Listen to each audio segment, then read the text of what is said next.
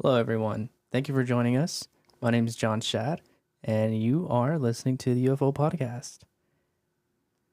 Hey, Dwayne. Hi, John. How you doing? I think I'm doing pretty damn well. How you doing? I think you're doing pretty. Oh, I'm doing good too. I think you're doing pretty good too, bro. Yeah. I mean, all this, trying to figure out the direction we're going in, and we started to talk about your police. No, not your police academy experience, No. but the what was it? The school you went to? Well, okay. There were a couple. One was California Military Academy for bad kids. Bad kids. I was Yeah. a bad little boy. And then there was St. John's Military Academy. Right. And you were telling me how at one of these academies, you called your friend the other night and you asked him if because you said he saw something. We were watching a ghost story or something like that. And you were like, well, this school I went to was haunted. And you called Mike, or your friend, Yeah. who shall remain nameless. Yeah. So what was the deal on that? The deal was there was a group of nuns from Ireland called the Sisters of Mercy. And this is what I have read, this is what was told to me from nuns from Ireland that established their Sisters of Mercy in the United States. Yeah. They came with quite a bit of money, and they established a new school in 1901 in Los Angeles, California, near Washington Boulevard. And you got to keep in mind it's 1901. They didn't have the child services developed then that they have today. A lot of kids died from simple diseases. They died from whooping cough. They died from bronchial congestion. They died from simple cuts and scrapes that became blood poisoning and killed them off. They died of, what was it? Smallpox, chickenpox. Chickenpox, yeah. Yeah. And so the sisters came into America in the year 1901, and their mission was to establish a very, very higher level of education for basically grade schoolers, because they didn't have a lot of that where they came from in a small community in Ireland. And once they got here and they saw how many basically kids had been abandoned by their parents because the parents couldn't afford to feed them, so they would just let the kids go and drive away or walk away or whatever. I thought that was just an absolute tragedy, and every kid should have a bed to sleep in and should have a place to call at least a temporary home. So they took the money, and instead of starting an educational facility exclusively, they bought an existing piece of property. It was huge, humongous. It was basically a 4 or 5 level building built in the late 1890s. What was the name of it again? St. John's Military Academy. And these kids that came to the academy that were basically off the street didn't have to pay tuition. And they were given meals, they were given a uniform, they were taken care of. There were doctors that would donate their time to a certain degree and try and take care of the student population there. That was growing quite rapidly as the Depression got worse and worse. And these nuns got very creative in how to get around problems. Yeah. And one of the problems they had was that when a person gets really, really sick and they don't have anything to cure the disease, you can go and cremate the body and then bury the body, or you find another way to deal with the removal of the body. So there was this one sister that had come to my mother. She'd gotten to know my mom pretty well.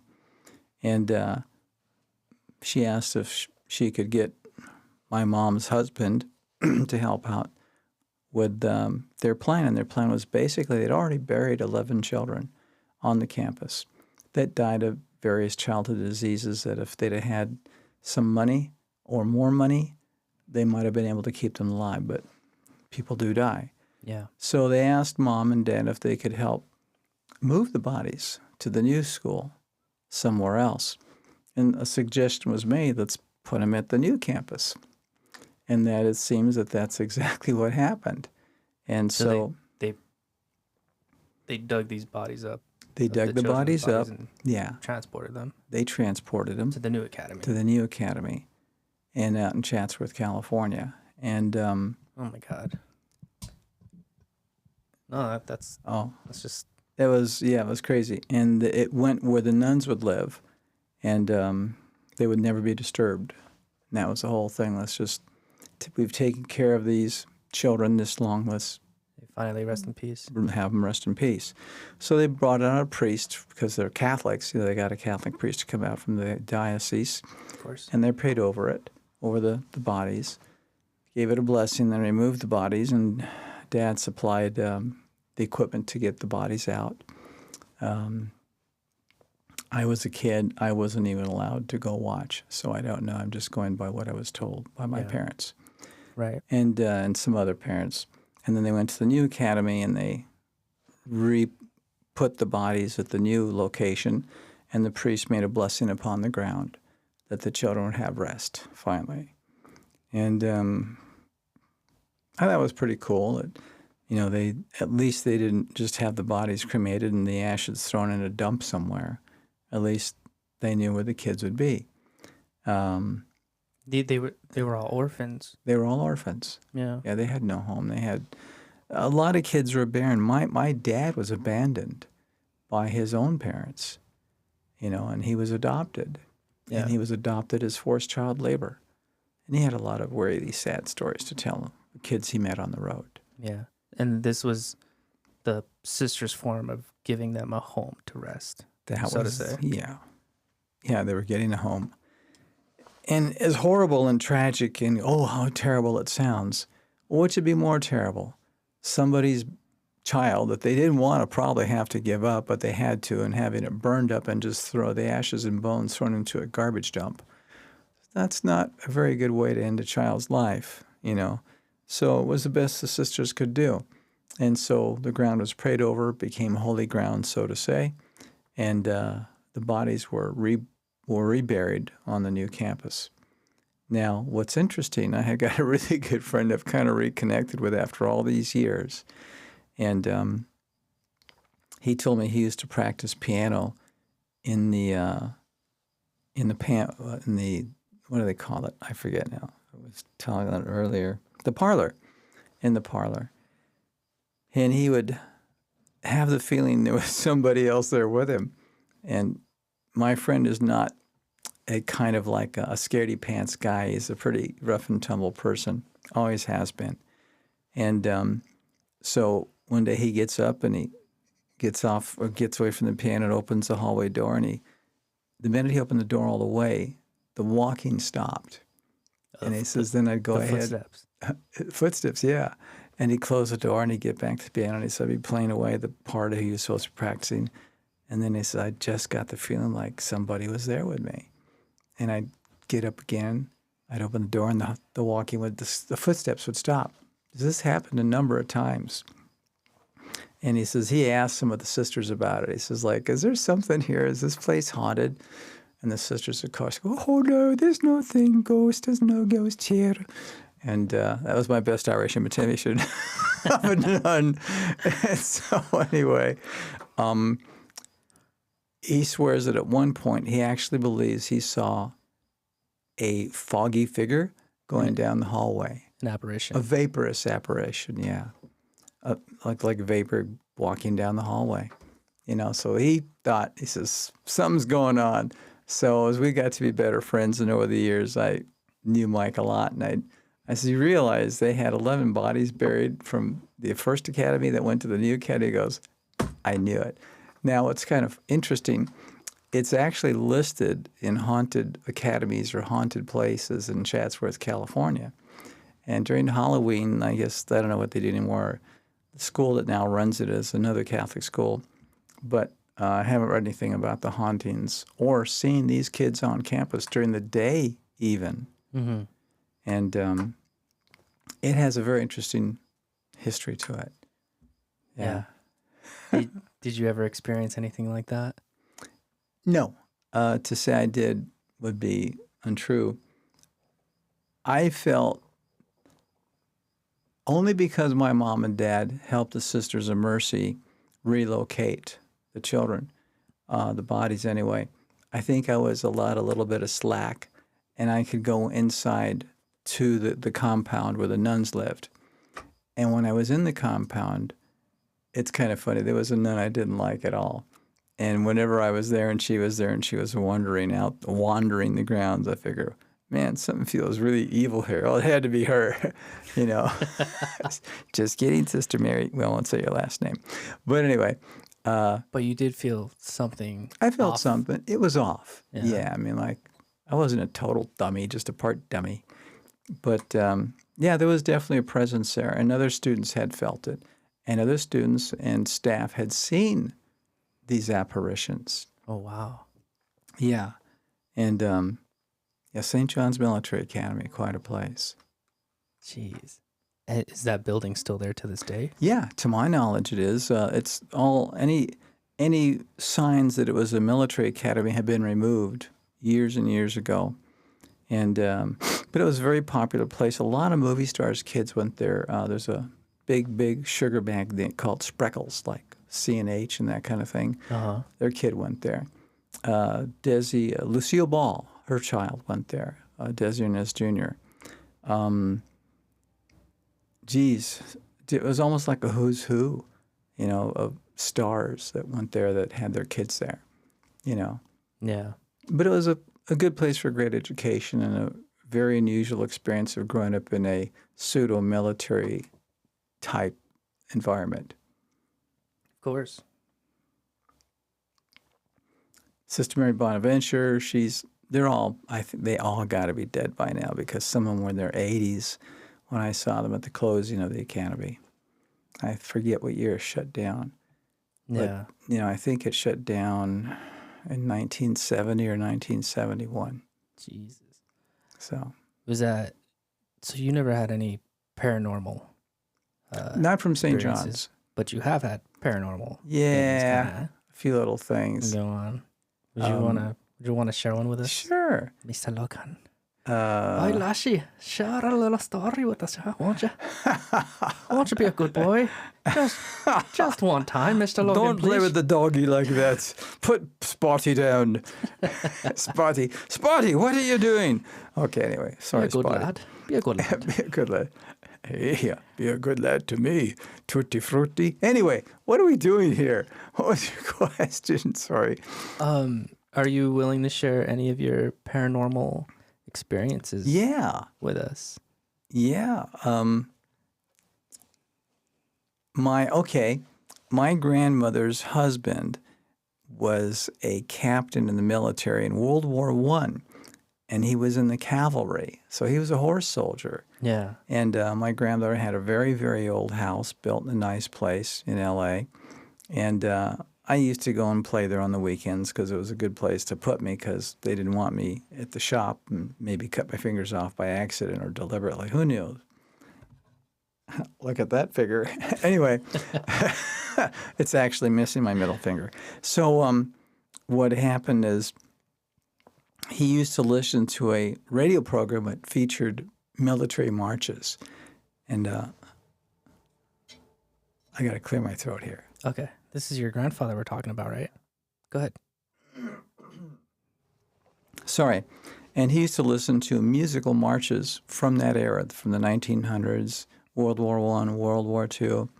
And he didn't have any toenails left on his feet because he'd been around so many horses and they stepped on his feet so much the toenails just came off.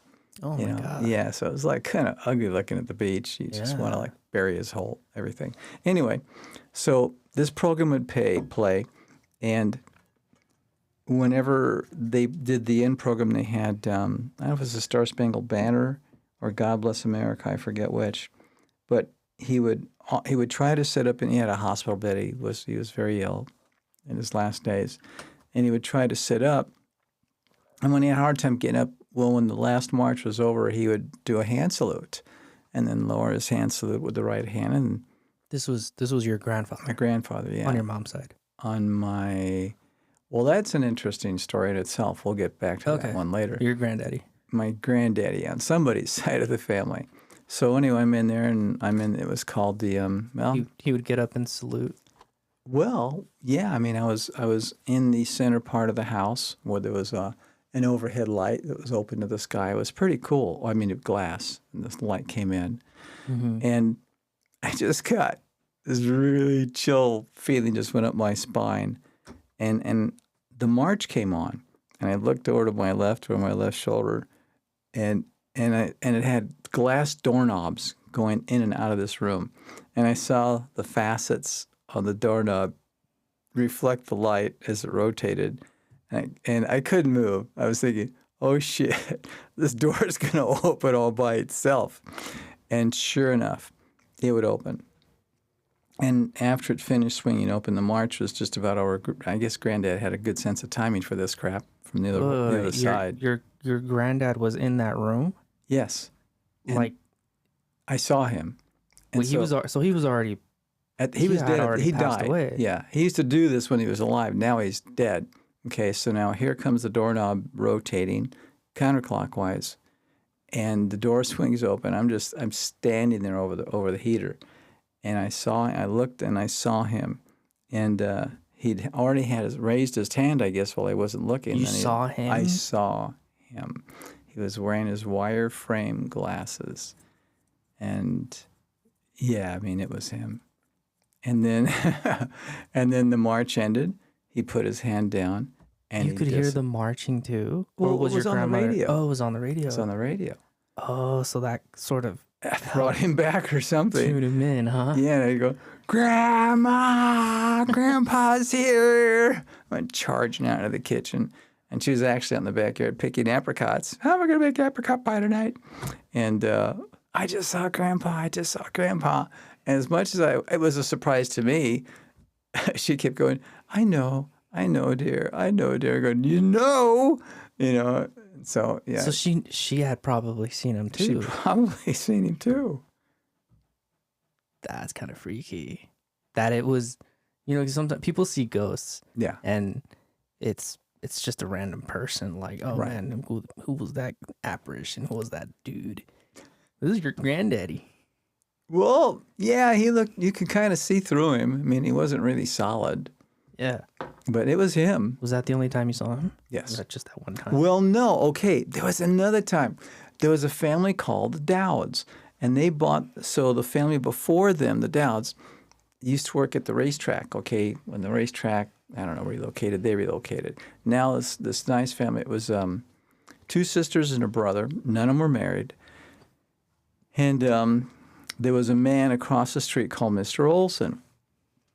And so we would get calls from the Dowds or from Mr. Olson across the street calling my mother saying there's potential house thieves, burglars running around your grandma's property, your mother's property. You should call the police. Okay, so was your grandmother still around during this time? She'd passed away, and liver cancer. Oh, so anyway, I'd go charging over there, and after a while, I finally caught the Dodds. Usually they had gone back to bed after they called Mom, but this time they were up. And I asked Mr. and Mrs. Dowd, I said, if I bring you a photograph, if they're talking to me, it made me wonder, who are they really seeing? Because you never saw anyone. I never saw anybody, yeah. Mm-hmm. And so I went and I got a picture of Grandpa. And I said, now I'm going to show you a picture, and just so you won't be upset, he's kind of a groundskeeper my mother hired. So is this the man you've seen? And they go, oh, yes, this is the man. Oh, look, darling, it's him. And I'm going, shit. So you try to not let them know it was your grandpa who I didn't want away. them to have a heart attack. They're already old people. I don't want them dead old people, So anyway. Where would they would see him walking into the house? He would walk from the front. There was a little wrought iron bench he used to sit on when he was alive. And then he'd walk into the backyard, and he had a Studebaker, 4-door sedan. Okay. And he'd work on the Studebaker car. And then he'd go back out and he'd sit on the front porch and have some coffee and cookies that Grandma made. Okay, so they identified him. So I go, well, don't worry about him. He shows up when Mom calls him, and we never quite know when Mom's going to call him. Yeah. And so the next day I came back again to thank the Dowds for being so nice. I didn't want to keep them up any longer than they'd been up by a ghost. Right. And I talked to Mr. Olson. Oh, hi, how you doing, Dwayne? A long time no see. I go, yeah. He said, what are you doing out here? I go, well, I just came over to check on something. He goes, it's kind of funny you showed up today. I'm going, why is that, Mr. Olson? He goes, there are times I swear I see your grandfather walking around, coming from the back garage, coming on the front wrought iron bench, and he's drinking milk and coffee and eating cookies. He says, of course, I know I drink a little bit, and it can't possibly be him, but boy, it sure looks like him. I go, no, the Dowds saw the same gentleman, and he's a kind of a caretaker. So, well, he's wearing his bathrobe. I go, maybe they just had been asleep, Mr. Olson. What am I going to say? The guy kind of punched a little hole in my bullshit, you know? Yeah. So It's a comfortable caretaker. moved right in. So, yeah, so that was Mr. Olson saw him. So, yeah. What do you remember about your grandfather? Was he a strong person? I mean, he was a cavalry. He was a cavalry soldier. He was a horse soldier. Yeah. He had pictures of him with his horse. He had all kinds of medals. He was he wasn't a fun guy. He was a very serious man. I guess you look I would imagine. It was a world war. The world was at war. Those guys went through a lot. Yeah. Yeah. And he had a couple of fingers missing if there were things blow up in his hand. You know, nothing dramatic, just missing a few fingers. Heck, I'm missing a finger. But what was your question? I'm sorry, my mind is all over the map. What do you remember? What kind of guy he was, or did he ever open up to anything? Like, what do you remember mostly of him? He cried a lot when the songs would start playing, the marches. He'd let a few tears down. Yeah. And I asked Grandma, why is Grandpa crying? She says, well, he lost many, many soldiers within his command. He was not in command, but within the unit he was functioning with. And she says the planes would come in and strafe everybody and kill people. And it seems that the youngest soldiers, it seems that the main soldier, the main amount of soldiers were young men because they'd just come out of a depression. And for your signature, you got a uniform, you got food, and you got medical attention. Yeah, I know. And you got killed. I know a lot of young people were eager to serve for their country back then. There was a lot of, I guess, patriotism. Yeah, it was a different time. Yeah. Man, that's got to be rough. You know, being a cavalryman and just the nightmares that guy must have had. I mean, Grandma say sometimes he would wake up crying. He would call out to her. And he wasn't a wiener. He was a very tough old guy. Yeah. And I said, Grandpa cries? That guy? You know, because he just didn't have much of a sense of humor. So I guess he saved his tears for crying and not for joy. But he had a really bad life as well. So, but he was quite a guy. Yeah. Tough guy. Yeah, I mean, going through something that impactful, I mean, historically impactful. And, you know, I'm sure he relived a lot of those dark days in his head, you know, and to not, I guess, freak out in front of his family. And the worst thing that happened was crying. I mean, I'm sure he went through a lot, but it takes a lot of strength. Now that we're talking about him and you're talking about him as well, thank you for bringing up things I'd forgotten about. He had a terrible temper, actually.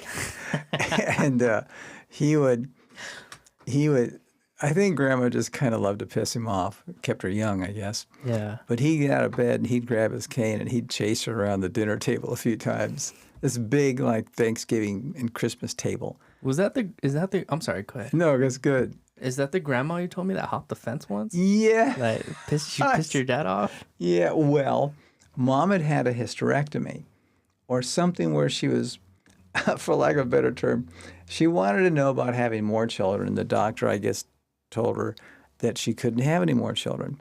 And so they were going to fix Mom so she couldn't have kids anymore. And then the doctors didn't want to let Mom go out of the hospital because they wanted to make sure that Mom had plenty of rest because she lost a lot of blood during the operation. Things didn't go so good those days, you know? Yeah. You're lucky if you lived in some of these hospital situations. Yeah, you got to keep some room for error. Yeah, a little wiggle room there. So anyway, Grandma hated Dad because she kind of like perverted the bloodline, and she really wanted Mom to leave Dad, and Mom wouldn't do it. She loved Dad. Anyway, so I remember, this is terrible. One time Grandma's over there and she's screaming at Mom, and I noticed that when Mom sat up in the bed, she was bleeding, you know? Yeah. And I'm going, oh, crap. So I called up Dad. And the shop was probably, a good 20, 25 minutes away from the house.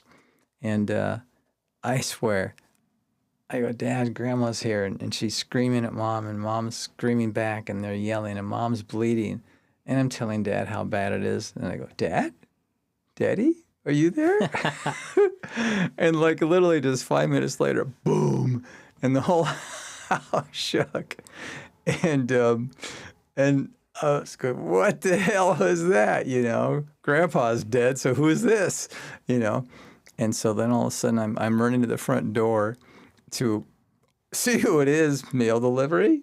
And all of a sudden the door goes, somebody kicked the door open. It was Dad. The door comes flying off the hinges. And Nana got a good look at Dad, and he's got this Walther P-38 9mm pistol in his hand, and he goes, Mother, come here. Holy shit. And she took off running out the back door. Now, there was 2 gates, each 4 feet tall. I didn't know Grandma could jump that high, and she could run really fast. So she cleared the 1 gate. She cleared the 2nd gate. Dad grabbed up Mom, and by the time I got up to the front of the house from the alley where Grandma took off to enter Studebaker, Dad was loading Mom into his truck and heading off to the hospital. But yeah, that was an interesting family moment of warmth. Yeah, dude, man, your grandma had to be in good shape. She was. I'm sure it wasn't the first time, too. She had to hop a couple fences. To hop 2 4-foot-tall fences? Yeah. Wow. She was a really good cook. But anyway. Yeah, she was the one that would make the coffee like muddy, right? You said yes. Muddy coffee. The relatives would send Grandma coffee, and it was really, really strong. And Mom had bought this aluminum pot, and it was probably it was a big, like a stew pot or cooking whole chickens in. Yeah. And so the neighbors, the friends would come by to visit Grandma. Well-seasoned pot. Yeah. And they would also she'd pour in coffee grounds out of this burlap sack. It looked like a canvas bag, and then she'd just keep adding more water and handfuls of grounds as people came for more coffee. Handfuls of grounds. And then she had this brass ladle, and she'd put the brass ladle in the center of the pot, and she'd let go of it. And when the brass ladle wouldn't fall over, she goes, coffee's really good now. Made a block party out of that. Yeah, and she had to replace the pot because the bottom got eaten out of it. Oh. It was so strong. Dude, geez. Not from the first drink, but after years of use. Oh, my goodness. Man, she must have been quite a fierce lady, huh? Yes, she would fight to the death of anybody who got in her way. It's a stronger testament to your grandfather's strength. So he was really a strong man in many ways. Yeah, it's amazing he didn't kill her. All right on, brother. Well, I really enjoyed this conversation with you. And I think we're going to wrap this one up. Okay, right? brother. All right, everybody. Thank you very much. Hey, everybody out there. John, thank you for the opportunity for this. And everybody, hope you put a little bit of a smile on your face. Definitely, yeah. All right, guys. My name's John Shad, and you're listening to the UFO podcast with John and Duane. All right, ladies and gentlemen. Have a great night. Everyone have a good night. Thank you. Bye-bye.